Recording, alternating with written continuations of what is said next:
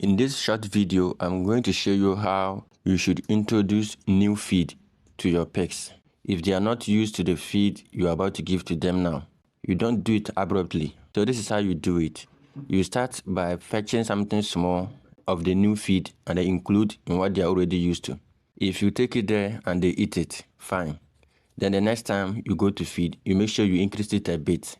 And then the pigs, if they also eat again, you keep doing that until they accept the feed you are giving to them. So where you get to a stage the pigs no longer accept that feed or that particular included ingredient in the feed, then you reduce it back. You get it? You don't keep increasing it. You reduce it and then start afresh with them. Keep doing that gradually until the pigs accept it at the standard that you want it. Maybe it's a ratio you're using to formulate. So keep doing it until you get to that ratio where the pigs accept it, and then you stop it there. If you include it first time and then you take it and the pigs refuse to eat it, you don't have to keep increasing it. So at a point, especially when I was introducing this PKC to the pigs for my first time, I included a handful of it for the first day. The next day, I maintained the same handful to observe how they accept the feed. So once I realized that they were eating it, that is where I added handful and a half to it, making it 1.5. And they ate it again, and then I made it 2, then 2.5, 3, until I go to the stage that I wanted to maintain.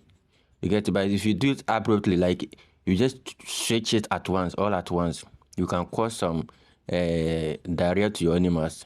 You get it? Or you might even end up wasting feed if they reject the feed you have given to them. So it should be a gradual process where you introduce it gradually to the animals and then observe them to see how they are accepting it and then feeding it.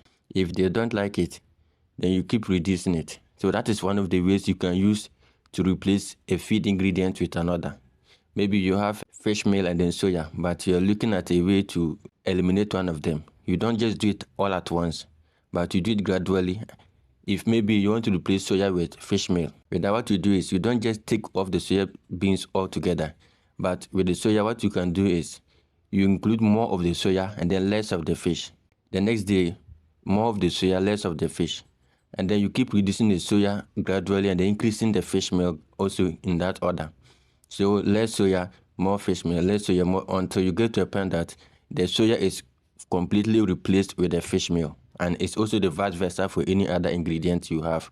But don't just do it all at once. You cause some complications and digestive issues to your pigs, which is no good. So do it gradually for them to accept the new feed.